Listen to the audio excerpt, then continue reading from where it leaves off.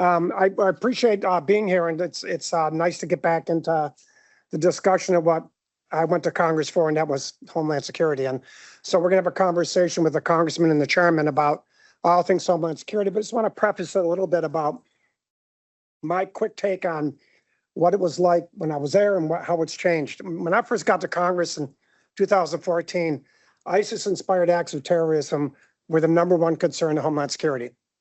Cybersecurity was there, but it wasn't really where it is now. Within a few years, it was all cyber, right? And now it seems like, yeah, it's about cyber, but now big concern is AI. And it's amazing how many times things have changed in the last few years with respect to the nature and quality of the threat landscape. So we're going to kind of go back a little bit.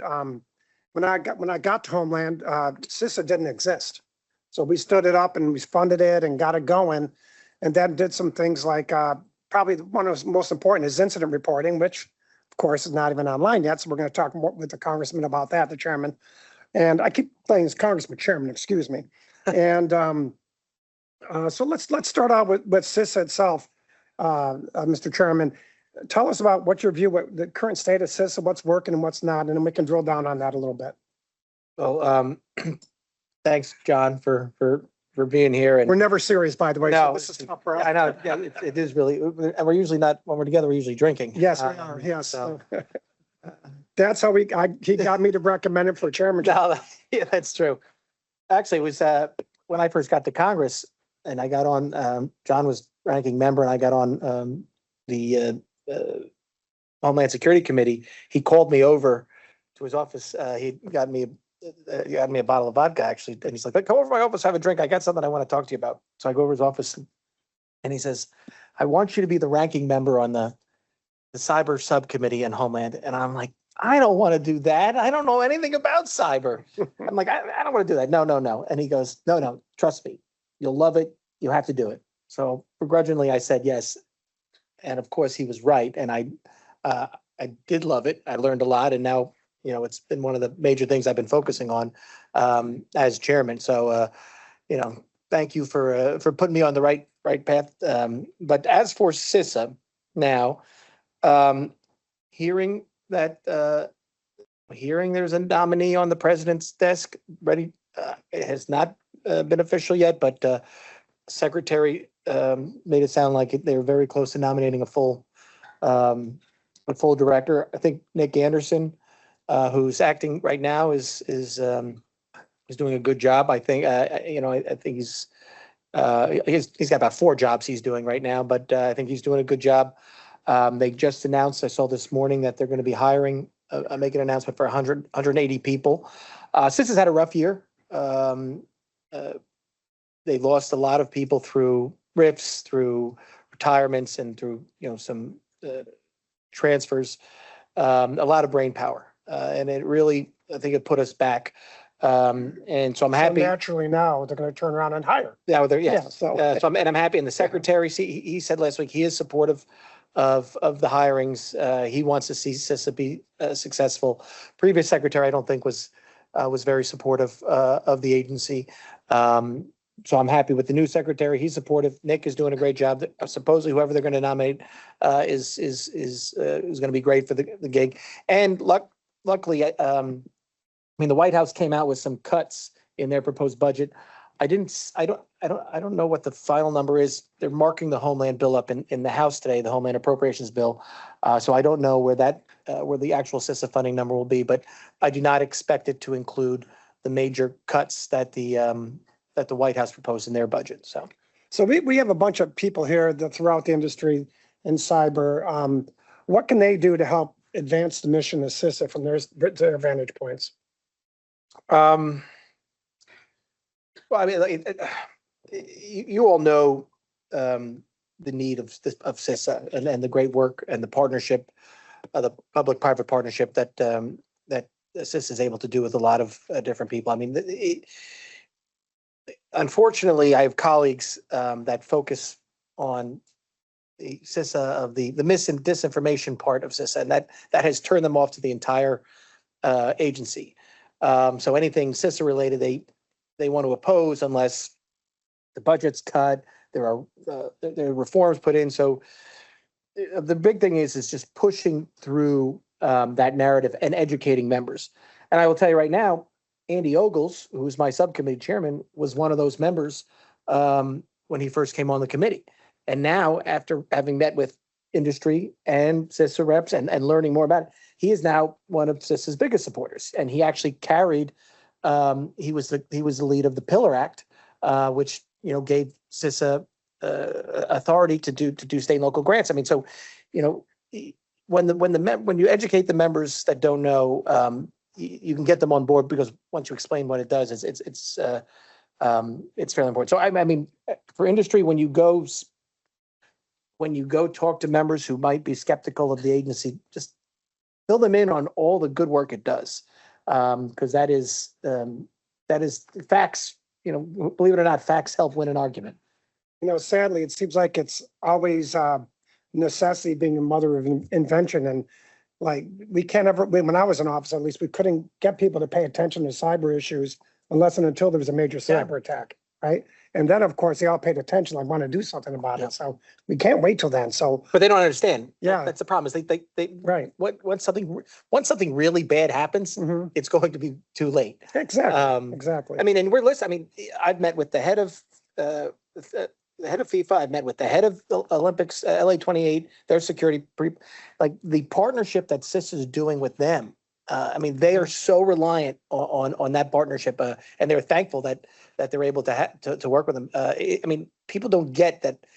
They should, but I mean, cyber touches everything. I mean, there's cybersecurity, it needs everywhere, and some people unfortunately don't see it that way. We haven't had that, like you said, we haven't had that mass casualty event or mass of cyber event that caused by cyber attacks that has caused people to wake up.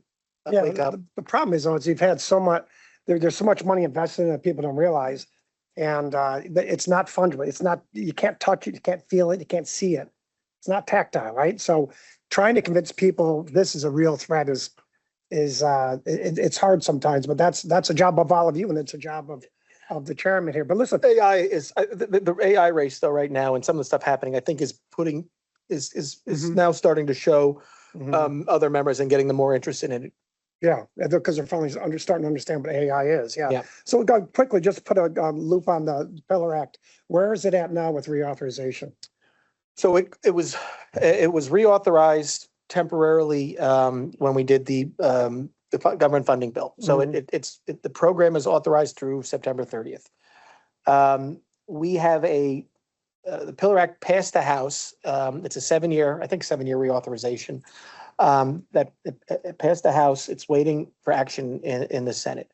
But the big thing is the good news is we have the 7-year authorization that has passed the House. We also have convinced the White House, and they're on board with keeping it as part of the, whenever we do government funding, the rolling extensions. So we don't expect it to lapse again. It's on their must pass list. So getting it reauthorized for a longer time is one thing they work on, but also getting funding for it is another thing. A program that is reauthorized, but there's no funding behind, that doesn't do anything. So it was the state and local grant program was first funded, I think, under the infrastructure bill, which you and I both voted for. I remember that 5 years ago, and that money's out. That money is out at the end of this year. Chairman Amadei, who's retiring, another big supporter of CISA, was great to work with.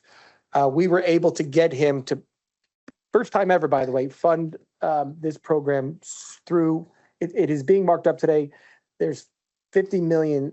I know I asked for $500 million, but it's 50 million in the Homeland Security appropriations bill is being marked up today for that program for next year, which is huge because it is the first time it's been a line item appropriations in an appropriations bill. And we are now, I think, working with the Senate to see if they can plus that number up. I think CISA has told us they have the ability to work with about, for next year, that they would be good to do about 87 million. So if we can get it plussed up, that would be amazing. But the fact that we got it in the House Homeland Appropriations bill is great, and we would not have been able to do it without Chairman Amadei. So getting it funded is the big part of the battle. And as long as it's funded, if we get the long-term authorization, great.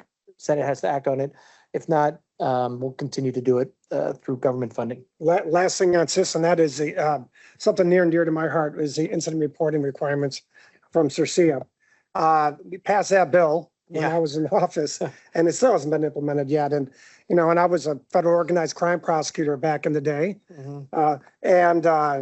You know, 9/11 hit, it completely changed the way we did things. We realized that then the biggest failure leading up to 9/11 was lack of exchange of information. And that's really the genesis of what CIRCIA is all about. So where are we at with it finally being implemented at some point in the near future? Well, look, I'm actually kind of happy it is not implemented yet because the way they wanted it implemented was was not good.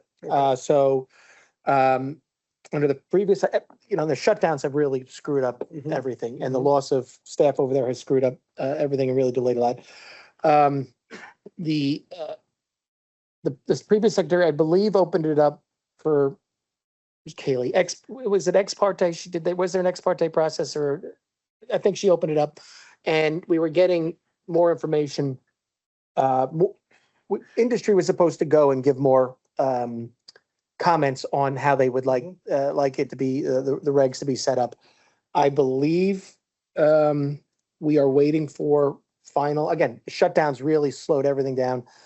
We are waiting for final proposed language from them, which is not, I don't think done yet, but it should be soon. What was the last guy? Yeah, it should be soon. But again, between not having a director and the shutdowns, we have not been given a clear timeline. We're hearing they're hopeful that it'll be soon, but yes. It's a lot closer than it has been. Well, yeah, well, the good news is, like I said, what they had last year was no good.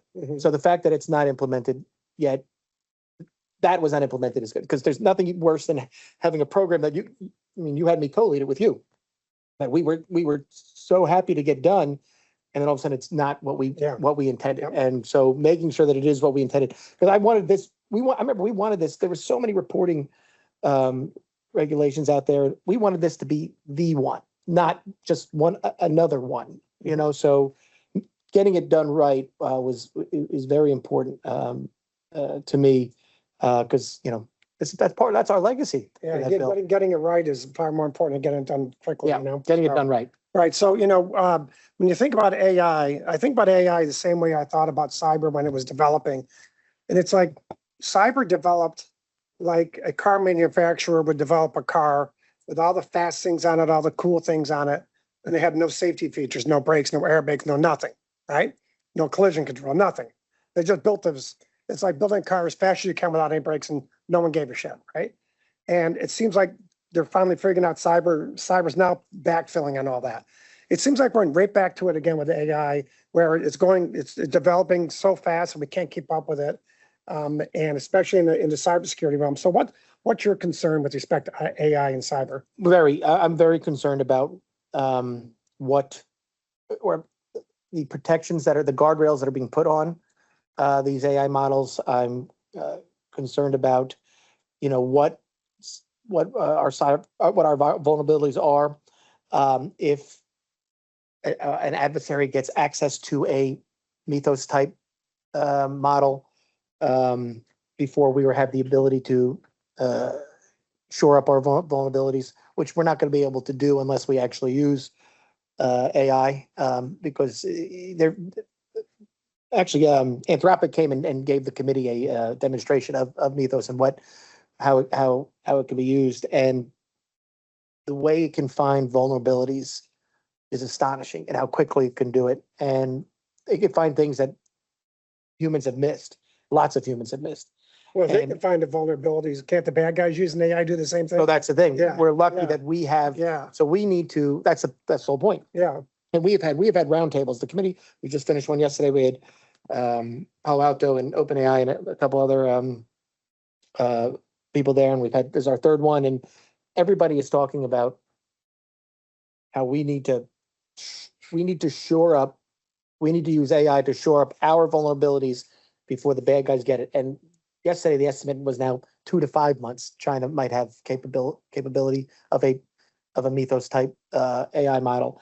So they're saying if we don't shore up our vulnerabilities by then, game over pretty much. And, there's a big push to get it working. Unfortunately, White House hasn't signed off on on some of the agencies using it yet, even though it's been offered to help shore up vulnerabilities. So we're working on that.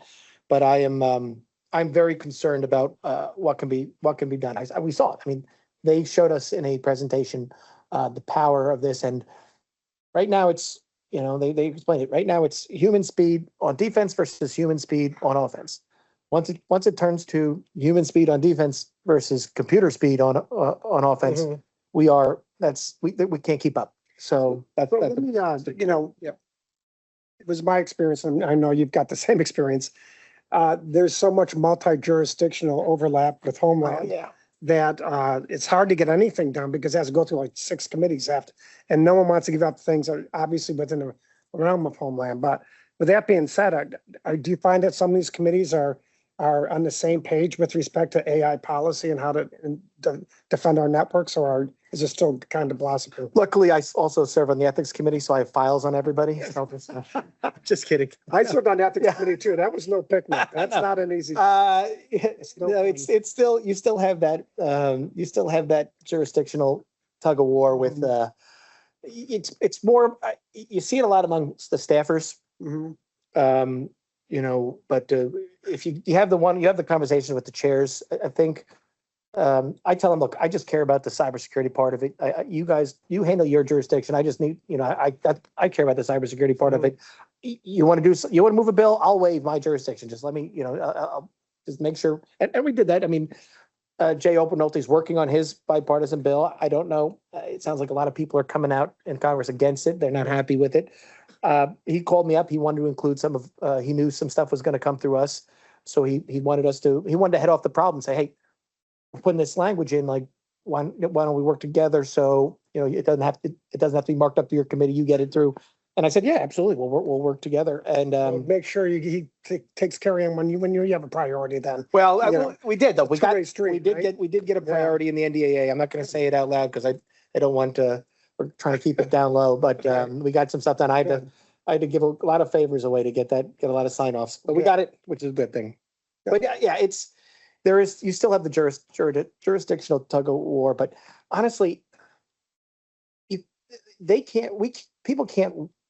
We are too slow. You know this. I mean, Congress is too slow to pass a law, and then we're even slower if we do it wrong and we need to change the law. CISA is a great example. Right? How many years ago we passed that, right? I mean, and it's still not implemented yet. But again, it took us forever to pass it too. Yeah, it did. I mean, I'm happy that the White House came out with an EO. I'm not totally, thrilled with everything in it. I'm not sure Treasury should be taking the lead.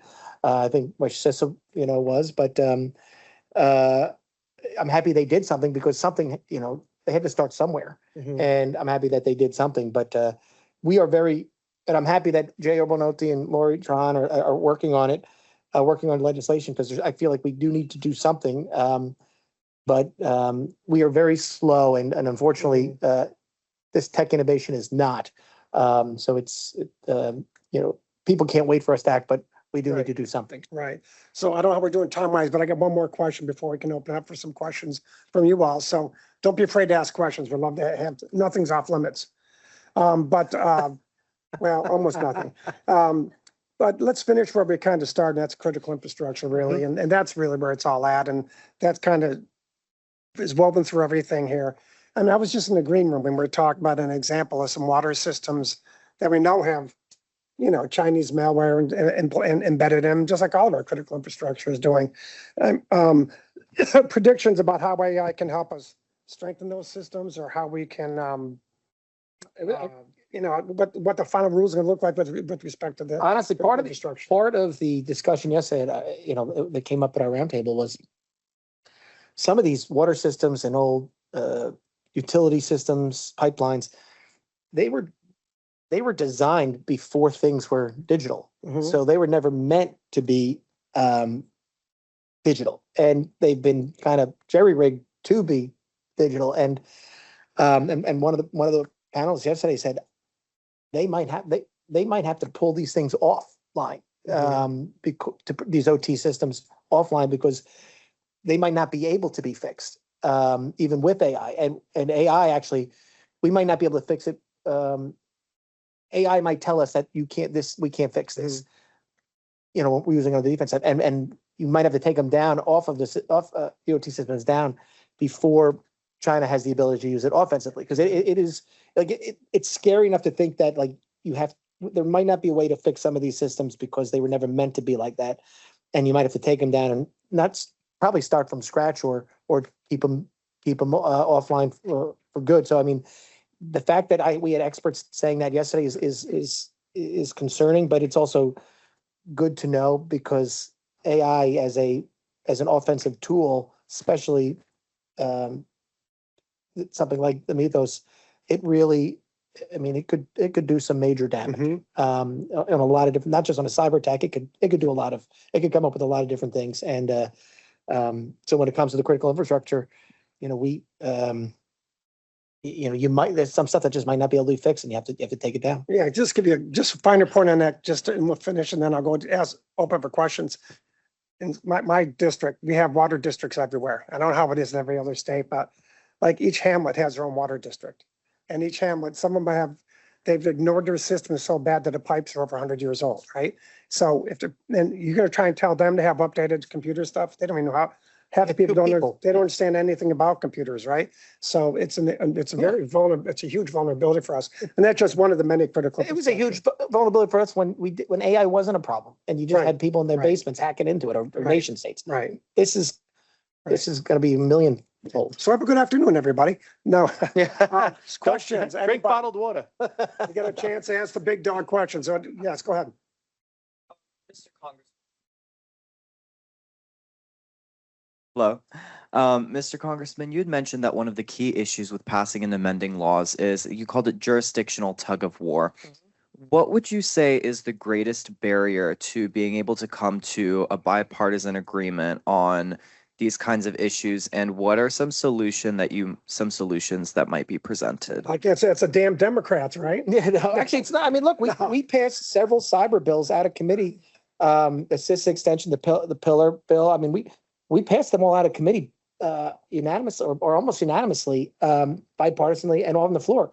I mean, I think we had several cyber bills that passed by voice vote. So it's not. I honestly have to say the Senate rules, and this is when I'm sorry, Senate friends, this is when the Senate rules really stop us from being able to move a lot of the bills that we pass out of the House, because the way they run their clock, the way they run the floor, it takes a long time without unanimous consent on a clock and debate time. It takes a long time to move things, so they don't move much legislation. There are must-pass bills like the NDAA and government funding and other things that we try to get to try to attach things to get them done. But I'd say the biggest problem right now is the Senate rules, because one person over there can stop something from moving forward, even if they don't care about that bill. They might say, well, other people do, so I'm going to hold that up until I get my way on something else, which we are actively seeing right now when it comes to certain cyber legislation. So, but I know my good friend Senator Peters is doing what he can to move some bills. Is he retiring? He's retiring. Yeah, it's a bad loss for Homeland. Losing another giant when it comes to cybersecurity. It's a bad loss. But he's doing what he can over there to move some cyber bills through. So he's been a good partner. Anybody other questions? Please don't be shy. Hello. Yes.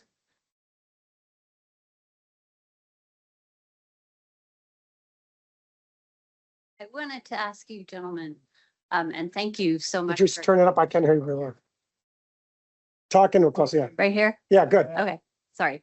Thank you very much for your service. I am wondering if in some of your debate back and forth, which I know happens pretty frequently, if as looking at CISA's core mission and the way the cyber threat has emerged since it was created, arguably in 2002 with the Homeland Security Act, would now be a good time to really get to the point of that cyber physical OT IT discussion and pull in, using our friends' AI agents, a lot of the data that has been accrued over time. Vulnerability assessments of a site or a plant, the perimeter, a water treatment facility, all the records that are on file for permitting, for right of way, for insurance purposes, for mapping floodplain, for example. I just wonder if in the calculus of the possible, if AI wouldn't be a help to ingesting data so that emerging threats and mitigating solutions could be arrived at a little better and a little quicker than Yeah, we no, have in the past. Absolutely. I mean, I think there is support to have, at least I think there's congressional support to have the administration, the agencies using the tools that are now available to it. We do know that Anthropic has made Mythos available to it, as well as other companies have made their AI.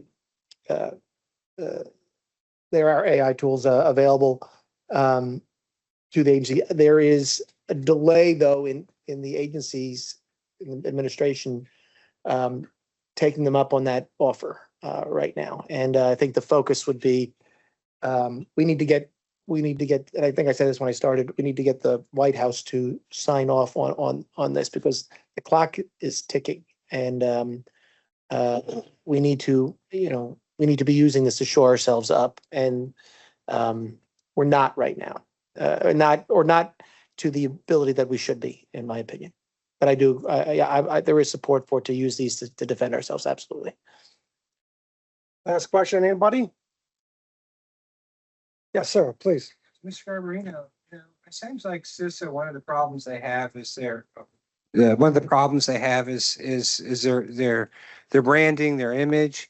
With advent of AI, with kind of a retooling of the mission at CISA, where they kind of done away with some of the more controversial elements, and now they're focused square on the things they're best at.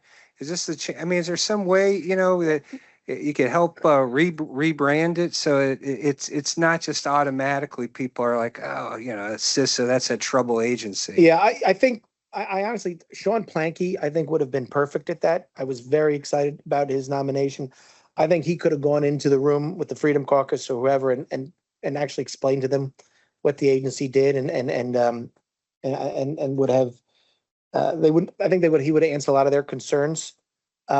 He's not, he is now doing bigger and better things. Good for him. I'm still upset he's not the director. I think that will be the role of whoever they nominate to go in, and it's really they're gonna have to go and convince some of the policymakers that they're just wrong. And we have the facts to show them that they're wrong, and we know it. Look, but we've come a long way. 2 years ago, we had appropriators, we had people putting up amendments to cut their funding by 25%. That's not happening anymore. There was a vote on the floor. I think 100 Republicans voted to cut CISA's funding by 25%. It failed, thankfully. But I mean, we're past that, but we still have holdouts. My counterpart in the Senate is, still would like to see some reforms happen over there when it comes to the agency. But I think whoever the next director is going to have that's going to be a main part of their job, is meeting with policy makers and the skeptical ones, and convincing them that, look, we understand you had a concern from 2020, but that's not the case. This is what we're doing. That's, that was a very tiny part of work that CISA did. This is everything else we do. And the more and more I think people are seeing that it is partnering with everybody on all different, in every critical infrastructure sector, in the FIFA World Cup, Olympics. I think more and more people are realizing that it's the agency's doing some great work. So there's still holdouts, but that's going to be the job of the. I can't convince them. They think I'm a rhino, so it's I have to. They think you're a rhino, or they know I'm a super rhino. Yeah. So that's going to be one of the jobs, and I'll make sure when they finally nominate the person, I will make sure that meeting, in that meeting I have with that person is to let them know that that's part of their duty is you gotta go into Lions Den and convince them that you're doing the right thing. Yeah, and I'll just, and with this, my observation on that is when they get a permanent director of CISA, they may go in with the partisan bent to them and then they'll see the threat landscape that's before them that they didn't know about before they got there. And that's going to change your attitude and it's going to change your advocacy for the agency. So, and that and time heals all wounds. And I think more time elapsed, the better off it's Yeah. going to be for CISA. Yeah. So, Look, I mean, the fact that the president is, I mean, look, he tried to cut some money in the budget again, but the fact with the budget of the fact that the president is nominating someone to be director, the secretary is supportive of Mhm. it. I mean, it's those are good signs. Mhm. Those are good signs. well, Chairman Garbarino, thank you very much for the conversation. And thank you for the questions and wish we have more time to Thank you talk. very much for having me. I hope it was informative. I got to say something. Did I ever tell you look like John Ratcliffe? He does look like John Ratcliffe. Are you John Ratcliffe? Long lost brother. All right, well, thank Thank you you, very everybody. much. Thank you.